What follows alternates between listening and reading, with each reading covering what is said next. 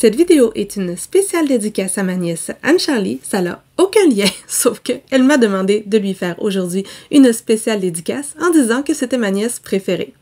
Comme c'est ma seule nièce, ça passe. Allô, allô, c'est Karine de Mon Coin Lecture et c'est aujourd'hui qu'on va savoir si en 2023, les Français avaient bon goût.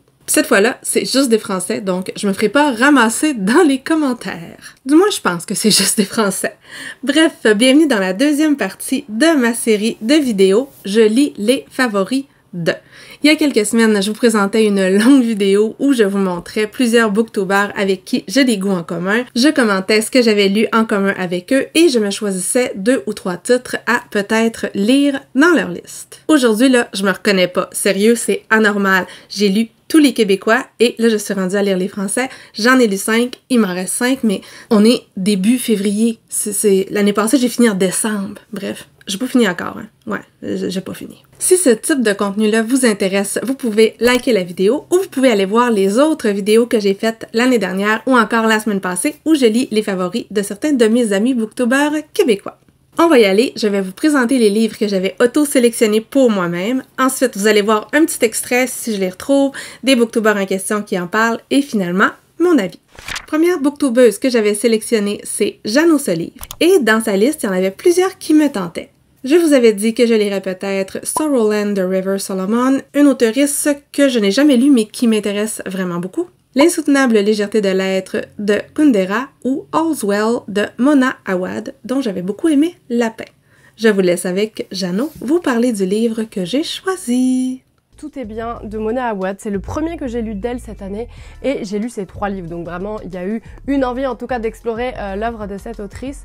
Et dans celui-ci, on va nous raconter l'histoire de Miranda et elle n'est pas du tout au max. Son mari vient de la quitter, donc elle va pas bien et elle est beaucoup dans sa douleur. Elle est en train de monter une pièce de théâtre et très concrètement, ses élèves la trouvent nullos. Ils essayent de militer pour que ce soit une autre pièce de théâtre, enfin vraiment, tout lui échappe, mais va y avoir un petit moment où peut-être elle va pouvoir récupérer la vie qu'elle avait. Dans tous ces livres, il y a un peu ce côté où on ne sait pas ce qui est de l'ordre du réel, on ne sait pas ce qui est un peu dans la tête du personnage principal, on ne sait pas nous ce que peut-être aussi on est en train d'imaginer à partir de ce que l'autrice nous donne à voir, et moi ça j'aime beaucoup. Alors, je viens de commencer Tout est bien de Mona Awad, c'est-à-dire All's Well. C'est niaiseux, toutes les fois que je dis ça, je pense à Roswell, mais ça n'a pas rapport. Bref, c'est pas ce à quoi je m'attendais. Je m'attendais à un truc weird dans le milieu du théâtre, mais là, on n'est pas dans le weird encore. On est dans le milieu du théâtre, par exemple.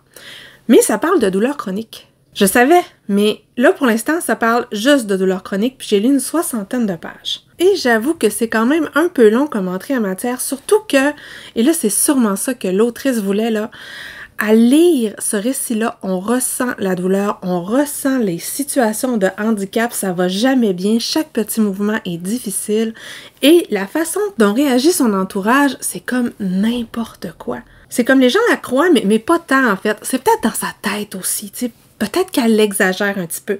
Puis vu que c'est une actrice, ben c'est difficile d'oublier que ça se peut qu'elle exagère un petit peu puis qu'elle soit en train d'acter tout ça. Si on résume, c'est l'histoire de Miranda. Miranda, elle travaille dans une université un peu de deuxième zone, elle est metteur en scène, et cette année, elle s'est entrée dans la tête de monter All's Well, qui est une pièce de Shakespeare qui est plus ou moins connue, puis elle est bizarre, cette pièce-là. Je sais pas si vous l'avez déjà vue, là, c'est un peu bizarre, il y a un genre de retournement de situation à la fin, c'est comme, ok. Puis c'est une héroïne qui est... Ouais, on comprend que les réactions peuvent être mitigées, mais elle, on dirait qu'elle s'identifie à Helen, ce personnage-là, et elle a décidé que c'est ça qu'elle voulait monter. Sauf que ses étudiants, eux, voudraient monter Macbeth. Et on n'est pas loin de la mutinerie, en fait. Mais elle est comme isolée de tout ça dans son univers de douleur qu'elle répand sur tout le monde malgré tout, mais elle est prise là-dedans. Puis elle est comme prête à tout pour moins avoir mal, vu qu'elle a l'impression de traîner une jambe en arrière d'elle, elle a mal au dos, elle a mal à la hanche, elle a mal partout.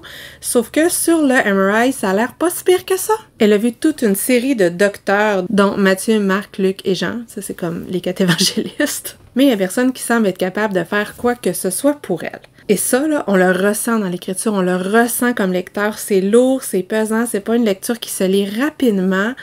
Je vois le propos, mais à date, je sais pas. On va voir. Et mes cheveux sont tellement longs, là. Ah, faudrait que j'aie le temps d'aller chez la coiffeuse. Ah, c'est long. C'est pas beau non plus. Bon, on va laisser l'obsession cheveux et je vais terminer de vous parler de All's Well que j'ai terminé hier soir. Ça paraît pas là, mais on est une semaine plus tard parce que sur semaine, je ne lis pas. Et bon, on était dimanche soir quand je vous ai parlé la dernière fois. Est-ce que ça vous est déjà arrivé, vous autres, un roman qui, sur papier, a tout pour vous plaire, mais qu'à la lecture, on dirait que... Vous savez pas? Ben, c'est ça. C'est ça. Quand j'analyse le roman, quand je regarde comment c'est fait, je n'ai rien à lui reprocher. Je trouve que c'est hyper bien fait et en plus, il y a tout ce que j'aime là-dedans. On a une narratrice qui est plus ou moins fiable, on a l'insertion de la magie, on a Shakespeare. Si vous entendez du bruit, là, c'est ma mère qui a décidé d'aller courir sur son tapis roulant, genre maintenant. On a aussi une écriture qui nous fait ressentir exactement ce que la protagoniste principale ressent. Il y a des mystères, il y a des bizarreries, c'est tout ce que j'aime. Pourtant, ça a été un peu pénible comme lecture. Le traitement de la douleur chronique, j'ai trouvé ça hyper bien fait, comment ça dérange tout le monde, puis quand il y a un changement, parce qu'à peu près au tiers du roman, il y a vraiment une plongée dans le réalisme magique. Genre, sur scène, c'est All's Well, tout est bien qui finit bien, mais dans sa vie, c'est Macbeth, là, avoir rencontré 3 drôles d'hommes qui font un peu référence aux 3 sorcières, bref. On est à la limite du pacte avec le diable dans tout ça. Et bon, mais ce pacte-là, il va avoir des changements et les répercussions que ça a sur son entourage, sur son amitié avec Grace, entre autres, la seule qui se tient un peu encore avec elle, même si, à force de se plaindre parce qu'elle a mal, ben, ça fatigue le monde, puis les gens l'ont abandonnée. Quand elle se met soudainement à aller un peu mieux, mais oups, la relation va changer, la dynamique va changer, et ça, c'est hyper intéressant à voir aussi. Tu sais, tous ces éléments-là, pris séparément, j'aime tout dans ce roman-là. Je trouve que c'est bien écrit, je trouve que c'est judicieux. Mais mon expérience de lecture, je sais pas. Peut-être que c'est ça que l'autrice voulait, en fait, nous faire sentir tellement mal à l'aise qu'on puisse pas vraiment avoir une expérience agréable. En tout cas, c'est un peu ce qui m'est arrivé. C'est une autrice que je vais relire, là, parce que je trouve que sa façon d'explorer les thèmes, sa façon d'utiliser un peu la magie pour parler des vraies choses, c'est super bien, c'est quelque chose que j'apprécie. Mais là, comme je vous dis, quand j'analyse, là, j'ai rien à redire. Mais on dirait que la rencontre s'est faite juste à moitié. C'est probablement un cas de « c'est pas toi, c'est moi » ou « c'était pas le bon moment ». Puis je sors pas avec un avis négatif. C'est juste que je me rends compte que ce roman-là aurait pu être genre top 5 étoiles puis que finalement, c'est quoi, 3,5? Fait que je suis un petit peu déçue parce que ça avait trop tout. Bref, j'arrête, je suis en train de divaguer et de radoter et de me mettre en boucle. Donc, stop, c'est beau. Je reviens pour le prochain livre. Chez Séverine maintenant, j'aurais pu en choisir 12. Je m'étais limitée à 3, puis me semble que c'est ceux-là, ok? Me semble. Mais je suis sûre, puis j'ai pas le goût de retourner voir ma vidéo. Mais j'avais dit que je lirais peut-être Sur les ossements des morts d'Olga Tokarczuk, Les voleurs d'innocence de Sarah Walker ou La colère de S.A. Cosby. Allons voir ce que j'ai choisi. Bien que pour moi, ça a été une claque monumentale, je ne me permettrai pas de le dire, oh là là, il faut qu'il soit sous le sapin de tout le monde. Mon cœur a envie de le dire. Parce que la cause animale est incroyablement abordée dans ce roman. J'ai adoré. Voilà, bref, je vais arrêter parce que sinon, je repense toujours à cette scène finale qui m'a fait chialer et j'ai pas envie de chialer ici. Il est pas facile d'accès. La narration est parfois un peu complexe. Voilà, c'est difficile à conseiller ce genre de roman, mais je tenais à le mettre là parce que ça a été un slip. Je viens donc de commencer Sur les ossements des morts d'Olga Tokarczuk. Et quelle écriture! Non mais, l'écriture, je me pâme. Sérieusement, je trouve ça magnifiquement beau. Je trouve que c'est évocateur, les descriptions. C'est pas pompeux, c'est pas fleuri, mais que ça passe avec moi. Sérieusement, là, à date, l'écriture, c'est parfait. L'histoire, je sais pas encore où est-ce que ça s'en va. J'en ai lu quoi, une 50aine de pages. On est dans un petit plateau à la frontière de la Pologne et de la Tchéquie.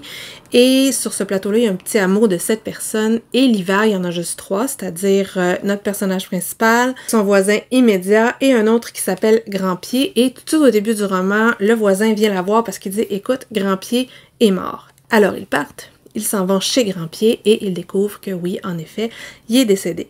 Et parce qu'ils sont eux, parce que c'est ce qui leur semble le mieux à faire, ils décident de l'habiller en habit du dimanche pour pas que la police le retrouve comme ça. Puis de toute façon, ils ont beau essayer d'appeler la police, il y a des jours qui attrapent le téléphone tchèque, d'autres jours qui attrapent le téléphone polonais, puis là, ben, ils attrapent pas le bon. Donc, ils font ça, le lendemain, les policiers arrivent, et là, je suis rendue là, et j'imagine qu'ils vont pas apprécier qu'ils aient décidé de déplacer un cadavre, n'est-ce pas? Je sais pas où ça s'en va, là, mais ça me dérange pas. Cette plume-là, je peux la lire des pages entières. Donc, je vous en reparle bientôt. Moi, je sais, il y a des matins où je me lève, puis je suis tannée de mes cheveux, puis c'est ce qui est arrivé ce matin. Donc, ça fut coupé. C'est parti de là jusque là. Je sais. Mais si vous avez déjà eu les cheveux longs, vous comprenez. En fait, ce qui arrive là, c'est que quand t'as les cheveux vraiment longs, la nuit, si t'as le malheur de vouloir te tourner de bord, ben, il faut que tu tournes tes cheveux avant. Puis ça, c'est désagréable, mais vraiment. Donc, ça m'avait fait suer cette nuit, donc ce matin, j'ai décidé que les cheveux disparaissaient. C'est mon look. Ils sont un peu trop courts, mais c'est parce qu'ils poussent vite, fait que je vais y aller dans moins de temps. C'est parfait. Donc, je reviens vous parler parce que j'ai terminé Sous les ossements des morts, non Sur les ossements des morts, d'Olga Tokarczuk. Et j'ai donc bien aimé ça. Pourtant, là, c'était pas gagné parce que c'est un roman qui est très engagé, il est engagé pour la cause animale. Puis oui, c'est une cause que je trouve importante, mais tu sais, je suis pas végétarienne, là, je vis pas selon cette façon de penser-là. Donc, ça aurait peut-être pu m'énerver, puis j'aurais pu trouver que c'est répété parce que oui, quand même, elle tape sur le clou. Mais non, ça a super bien passé parce que j'ai adoré le personnage principal. Ah, que je l'ai trouvé cool. Je me rappelle plus tant ce que je vous ai dit à son sujet dans le premier clip où je vous parle de ce roman-là, mais cette dame-là, c'est une ancienne ingénieure, donc très très scientifique, qui vit carrément en symbiose avec les animaux. Ah oui, ses obsessions. Donc, Notre-Dame, elle est persuadée que le cours de nos vies est déterminé par les planètes. Elle a une théorie sur tout, elle tripe astrologie, elle en parle tout le temps, et quand il y a une série de meurtres qui commence dans son village, elle, non seulement elle est persuadée que c'est les animaux qui l'ont commise, mais tout ça, ça s'aligne avec les planètes, et elle essaie de convaincre tout le monde de cette hypothèse-là qui est... Bref, ça peut sembler complètement loufoque. Là, mon amie Angela Morelli, elle serait pas d'accord, mais bon, elle sait ce que j'en pense. Mais ce que ça fait, là, c'est que cette lecture-là, c'est jubilatoire. En plus de ça, l'écriture, la plume, elle est fabuleuse, c'est poétique, c'est ciselé, mais c'est pas trop, là, c'est jamais pompeux. Et avec tout ça, elle réussit à nous faire ressentir cette ambiance de petit village, un peu hors du monde, un peu hors de la civilisation. Ici, presque tout le monde est chasseur, on est dans la nature, c'est carrément brumeux, on est à la limite du réalisme magique. J'ai adoré cette lecture-là, c'était top, top, top. Donc, une réussite pour le choix de Séverine. Cette année, j'ai réussi à lire un choix de Cornelius et dans sa liste, j'avais sélectionné certaines choses. J'avais sélectionné Lettre D, L'été où tout a fondu de Tiffany McDaniel, ainsi que la duologie Le moine et le robot. Il avait lu le tome 2 cette année. Donc, allons écouter ce qui m'a convaincu d'essayer quelque chose un peu hors de ma zone de confort. Une prière pour les cimes timides, c'est la suite d'un psaume pour les recyclés sauvages. Ces deux tomes formant le diptyque qui s'intitule Histoire de moines et de robots. Et je pense que ce deuxième tome m'a encore plus parlé que le premier tome. Je vous repose un petit peu le contexte, mais dans l'histoire de moines et de robots, on va suivre la rencontre et le voyage que vont effectuer ensemble un humain et un robot. Sachant que ça fait... je ne sais plus, peut-être 1000 ou 10 000 ans que les humains et les robots n'ont plus eu de contact. Et voilà, c'est un livre que j'ai trouvé très beau, plein de candeur et en même temps plein de réflexions hyper profondes sur l'humanité, sur l'amour, sur les individus et sur la manière dont on se perçoit en tant que tel dans une société. Alors, je viens de terminer un psaume pour les recyclés sauvages que j'ai ici en anglais. Comment dire? J'ai pas la même opinion que tout le monde. J'ai trouvé ça pas mal, j'ai trouvé ça cute, j'ai trouvé que c'était un bon moment de lecture, c'est une tranche de vie. Mais tout le monde est fasciné par ce roman-là, puis j'ai de la difficulté à comprendre pourquoi. Je suis pas normale, hein? Peut-être que c'est pas pour moi, je le sais pas.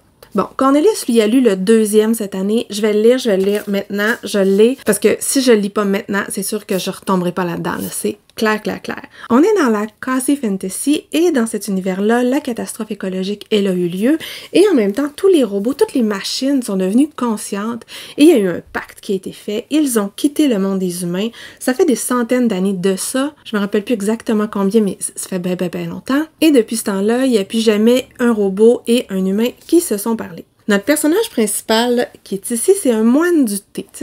L'idée me fait triper, un moine du thé. Ça fait tellement tout pour me plaire, là, mais tellement tout. Puis j'ai pas aimé ça, mais je sais pas, il m'a manqué quelque chose. Et ce moine du thé-là, il se questionne sur beaucoup de choses. C'est quoi son but dans la vie? Où est-ce qu'il s'en va? Pourquoi il est toujours insatisfait alors qu'il a tout ce dont il a rêvé? On est dans un monde futuriste, utopique, ça va bien, c'est un bon monde, c'est un beau monde, on respecte la nature, les trucs sont recyclables, on est sorti de l'ère de l'industrialisation, ça va bien dans ce monde-là, et lui, son rôle, c'est de réconforter les gens avec une tasse de thé. La job parfaite, là. Quoique moi, pour réconforter les gens, ouais, peut-être pas. Je suis pas dans le genre réconfortant, je pense. Puis là, je pense que je dis « il » depuis tout à l'heure, mais c'est pas « il », c'est « yel » parce que c'est un personnage qui est non-binaire. Je suis désolée, je me suis trompée, je vais me tromper tout le temps. Notre personnage principal, c'est donc Sibling Dex. C'est un personnage qui est non-binaire. Et quand Yel va rencontrer un robot, c'est sûr qu'il va avoir un petit peu un choc des cultures. Ils ont deux façons de penser très très différentes. Les deux ne savent absolument rien les uns des autres. On a un robot qui s'émerveille de tout. Ça, c'est très très drôle au début. Et assez rapidement, ça va se transformer en réflexion philosophique. C'est quoi le but de la vie? Parce que le robot, son but, lui, c'est de savoir qu'est-ce que les humains veulent. T'sais, bonne chance, personne le sait. Bref, c'est choupi, on s'y croirait. Par contre, j'ai pas tant accroché que ça au personnage principal, ni à la morale qui est proposée. Je devrais pas dire la morale, c'est pas ça. Parce qu'ils sont pas nécessairement d'accord, puis c'est pas une façon de nous rentrer une idée dans la tête, c'est pas ça. Mais il me semblait que c'était tout ça pour ça. Tu sais, il me semble que c'est des choses que j'ai déjà lues, des choses que j'ai déjà vues. Tout ce qui est quasi machin, là, on dirait que j'ai de la misère. Quasi fantasy, ça marche pas tant non plus. Tout le monde avait trippé sur Legends and Lattes. J'oublie toujours le S. Moi, j'ai bien aimé. Ben, encore une fois, ici, tout le monde trippe, tout le monde capote. Il a été dans je sais pas combien de top l'année passée. Moi, j'aime bien. Je trouve qu'elle écrit très bien. Elle a une très, très belle plume, mais je vais pas me pâmer non plus et je vais pas nécessairement avoir envie de lire tout ce que l'autrice écrit, mais je vais lire le 2 par contre, parce que j'ai tellement l'impression de passer à côté de quelque chose. Pourquoi je suis pas capable de triper autant que tout le monde, tu sais? J'ai dû manquer une épaisseur, j'ai dû manquer une couche. Ah, je suis déçue, je suis vraiment déçue. Bref, unpopular opinion, mais déçue. C'est ça. Et vous le croirez pas, mais j'ai tenu ma promesse et j'ai enchaîné sur une prière pour... le nom! Le jaune pour les crown shy, les quelque chose timide, les hauts d'arbres timides. Je vais vous mettre le truc. Et c'est le deuxième tome de la duologie du moine et du robot. Ça nous reprend à peu près là où le premier tome nous avait laissé et nous allons quitter les vastes espaces inexplorés pour ceux qui sont habités par les humains et ça va être l'occasion pour notre moine de présenter l'univers aux robots et ainsi de nous expliquer aussi comment ça fonctionne. Bon, on est clairement dans une utopie. OK, c'est un monde qui fonctionne très très bien, il y a de super beaux principes. Et en fait, je pense que moi, l'utopie, là, j'ai de la misère. J'ai de la misère parce que je trouve ça beau, je trouve ça merveilleux, mais dans ma tête en arrière, là, je vois toutes les raisons qui font que ça peut pas durer. Tu sais, l'humainerie. On dirait que l'humainerie est oubliée dans les utopies. Puis moi, les seules choses que je pense, c'est oui, mais là, il va arriver ça. Oui, mais là, tu vas avoir tel type de personne qui, lui, n'embarquera pas et qui va vouloir telle affaire. Fait que là, ça va revirer par-dessus, puis ça marchera pas. Puis ça va recommencer de l'ancienne façon. Bref, j'y crois pas. J'y crois pas. Je suis beaucoup trop pessimiste, je pense. Donc, toute la science-fiction positive à date, on dirait que c'est juste pas pour moi. Tu sais, j'ai rien à reprocher au livre. On a encore une fois une plume qui est fluide, ça se lit tout seul, c'est très très court, en 1 heure ou 2, là, on passe au travers. Et on passe de village en village et ça nous permet d'explorer différents aspects de la communauté où vit le moine, le tout à travers le regard totalement neuf et souvent naïf du robot qui trippe sur toutes sortes de choses. Certains personnages vont tisser des liens, c'est agréable à lire, mais pour moi, c'est pas non plus une révélation. J'ai aimé ça, je suis contente de l'avoir lu, mais ça sera jamais un livre qui va faire partie de mes favoris de mon top 2024. Checkez bien, je dis ça, puis checkez bien, je vais y repenser. Oui, mais peut-être pas. Non, je pense pas que c'est de quoi qui va me faire vraiment réfléchir, parce que c'est comme trop facile. Mais ça, c'est le principe de l'utopie. Bref, je radote, donc je vais arrêter. C'est une bonne lecture, mais pour moi, on est quand même loin du coup de cœur. C'est ça. On continue avec Nana Oops, qui est une booktubeuse que j'aime beaucoup écouter. Des fois on s'entend, des fois moins, mais je trouve ça toujours intéressant de lire ses favoris. Dans les choses qui m'intéressaient, il y avait Un psaume pour le recyclé sauvage. Vous pouvez vous imaginer que c'est pas ça que j'ai choisi. Genre, je suis quand même pas assez tricheuse pour prendre 2 fois le même livre pour 2 personnes différentes, tu sais. Non. Sillage de Joanne Richoux ou encore Le rêve d'un homme ridicule de Dostoïevski. Allons voir ce que Nana a pu dire pour me convaincre. Sillage de Joanne Richoux, donc le roman de Joanne qui est paru cette année, je crois que c'était en janvier, chez les éditions PKJ, qui est un ouvrage réécriture du parfum.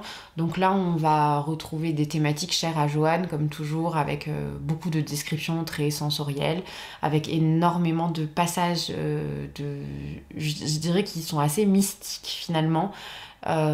Cette question aussi de la jeune fille qui se découvre, qui découvre les sentiments amoureux, etc., etc., et toujours avec une plume divine. Je reviens donc pour vous parler de Sillage de Joanne Richoux. Je vous avoue que j'ai déjà filmé la première partie de cet update-là, mais je l'ai filmé quand j'étais à Québec. Un superbe décor, c'était fabuleux, sauf que j'avais pas de micro, puis c'est irrécupérable. Donc, je vais diviser mon update en 2 parties, c'est-à-dire que ce que j'avais dit au début, puis ben ma vision finale. Tu vois, c'est croche. Bon, ça va rester de même. Puis en plus, mon spotlight, il arrête pas de clignoter. Ça me gosse. Checkez! C'est gossant. Ce que je vous disais dans la première partie, j'étais à peu près rendue, je dirais, dans le bout de la moitié. Et à ce moment-là, là, j'étais pas sûre du tout.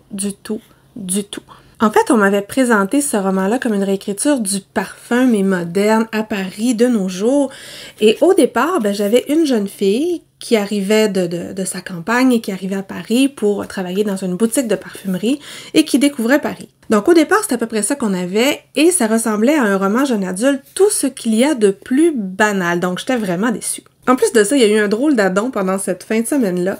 Quand il parle de parfum, il parle souvent de jus. C'est un jus, et ça revient là un nombre incalculable de fois. Probablement que c'est comme ça qu'ils nomment le truc en parfumerie, mais moi, je savais pas parce que je suis allergique à tous les parfums de la Terre, donc je suis pas très informée. C'est genre, le roman me faisait éternuer. Je m'imaginais rentrer dans sa boutique et me faire attaquer par toutes ces odeurs, puis je voulais mourir. Bref, j'en étais où? Ah oui, cette fin de semaine-là, j'avais une copine qui était partie sur un nouveau trip de jus vert. Et elle m'avait parlé des bienfaits de tous les jus verts de la Terre pendant au moins 3 heures. Fait que je m'imaginais en plus boire les parfums. Tu sais, ça fitait pas, j'en pouvais plus du mot jus. Très circonstanciel, me direz-vous, et vous aurez raison. Par contre, ceux qui souhaitent une réécriture du parfum, je vous le dis là, il faut en lire un bon bout, mais ça vire de bord. Et oui, ça dérape. Et à partir du moment où ça dérape, là, ça devient intéressant. Par contre, j'aurais tellement aimé ça que ça dérape plus tôt, puis qu'on aille plus loin dans le dit dérapage. Alors quand Jade arrive à Paris, elle a tous ses rêves, elle veut devenir une grande parfumeuse et elle a un nez très particulier, elle sent vraiment très bien les choses. Et par une certaine opportunité qu'elle se va offrir, elle va pouvoir travailler sur son parfum, sur le parfum qui va s'appeler Sillage et qui est le parfum de sa vie, en fait. Et pour y arriver, elle est prête à tout. Mais ça commence assez tard, comme je vous disais. Et puis quand vous allez voir le tout, ben c'est là que ça rappelle un petit peu le parfum. C'est moins gore un peu, puis les odeurs qui sont décrites sont pas dégueu dans ça, là, dans le parfum. Là, il faut avoir le cœur bien accroché, mais ici, pas du tout. En fait, ça sent vraiment des trucs de parfum. Donc, la dernière partie, elle est délicieusement tordue. L'écriture, j'ai aimé ça à partir de la 2e partie. La première partie, elle est très orale parisienne, je dirais. Puis moi, en tant que Québécoise, ben, je m'y retrouve beaucoup moins. Ben, je dis parisienne, là, mais ça pourrait être française. Fait que veux pas, j'ai moins adhéré au dialogue. Somme toute, c'était une bonne lecture. C'est une autrice que je vais relire parce que je suis curieuse de voir ce que cet esprit un peu tordu a pu donner dans d'autres registres, peut-être un peu moins young adult. Mais comme ça finit sur une bonne note, ben, je vais garder un bon souvenir du roman, même si le début, là, j'ai vraiment failli l'abandonner. Je vous jure, au milieu, là, si j'avais eu un autre livre avec moi pendant la fin de semaine, j'aurais abandonné. J'étais juste tannée, ça avait pas d'intérêt. Mais si vous êtes comme moi puis si vous hésitez, ben continuez un peu parce que la fin est bien. Finalement, la dernière booktubeuse de cette vidéo, ce sera Délivrez-nous. Dans sa liste, j'avais repéré Sidération de Richard Powers, qui est un auteur que j'aime beaucoup, Le coupeur de roseaux de Taniguchi. Ça me fait toujours penser à Tamagotchi. À toutes les fois, je me trompe. Et finalement, Écrire la vie d'Annie Ernaux. On regarde ça.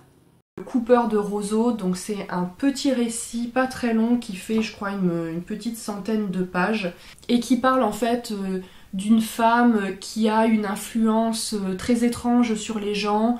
Elle captive tout le monde et quand elle s'en va, en fait, tout n'est plus que ruine autour d'elle. Et moi, c'est la première fois que je lisais cet auteur et vraiment, ça m'a beaucoup plu. J'ai donc lu Le Cooper de Roseau de Junichiro Tanizaki. C'est un auteur japonais, ça a été écrit en 1932. Donc, c'est pas un truc qui est récent, c'est une très courte nouvelle. En fait, non, une novella, je dirais, ça a 120 pages. Vous pouvez vous imaginer que vous allez avoir juste un clip pour ce roman-là.